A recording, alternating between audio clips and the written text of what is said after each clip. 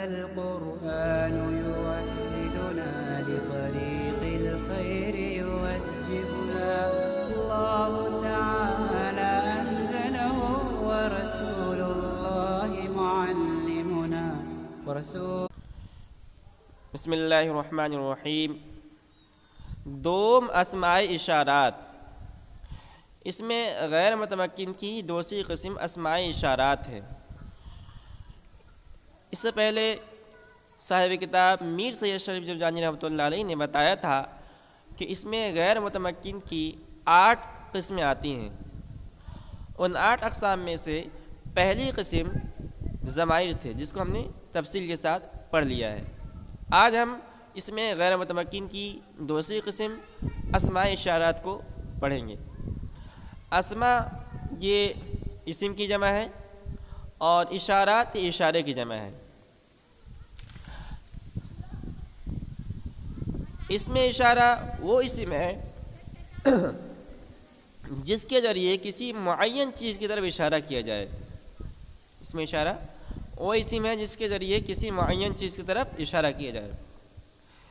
اشارہ کرنے والے کو مشیر کہتے ہیں، جس چیز کی طرف اشارہ کیا جائے اسے مشارون الیہ کہتے ہیں، جس لفظ سے اشارہ کیا جائے اس کو اسم اشارہ کہتے ہیں، اور جس کے لیے اشارہ کیا جائے اس کو مشارون لہو کہتے ہیں، اور اسی کا دوسرا نام مخاطب ہے۔ تو ہم مثال سمجھتے ہیں۔ مثلا زید کی کتاب گم ہو گئی، عمرو کی نظر اس کتاب پر پڑی، عمرو نے زید کو کتاب کی طرف اشارہ کرتے ہوئے کہا حاذل کتابو، ٹھیک ہے۔ عمرو نے زید سے کہا کہ دیکھو سامنے جو کتاب ہے اس کی طرف اشارہ کر کے کہا حاذل کتابو، یہ کتاب ہے۔ تو اس مثال میں عمرو مشیر ہوا، اس لیے کہ عمرو اشارہ کر رہا ہے نا کہ یہ کتاب ہے، تو اشارہ کرنے والے کو مشیر کہتے ہیں۔ کتاب مشارون الیہ ہوئی، اس لیے کہ کتاب کی طرف اشارہ کی جا رہی ہے۔ حاذا اس میں اشارہ ہوا، اور زید جس کو عمرو بتلا رہا ہے کہ دیکھو تمہاری کتاب وہاں یہ ہے، تو زید ہوا مشارون لہو، اور اسی کو مخاطب بھی کہتے ہیں۔ تو اسے کہتے ہیں اس میں اشارہ۔ اس میں اشارہ کے مشہور 13 کلمات ہیں۔ تو صاحب کتاب نے بیان کیا ہے زا، زانی، زینی، تا، تی، تہ، زہ، زہی، تہی، تانی، تینی و اولائی اور اولا۔ تو یہ کل 13 کلمات ہیں جس کے ذریعے سے کسی چیز کی طرف، کسی معین چیز کی طرف اشارے کیے جاتے ہیں۔ اب اس میں سے کچھ قریب کے اشارے کے لیے ہیں، کچھ بعید کے اشارے کے لیے ہیں، کچھ واحد کے لیے ہیں، کچھ تثنیہ کے لیے ہیں۔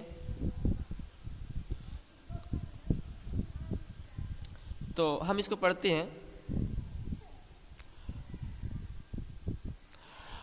دوم اسماء اشارات، اس میں غیر متمکن کی دوسری قسم اسماء اشارہ ہے، اسماء اشارات ہیں، اور وہ کیا کیا ہیں؟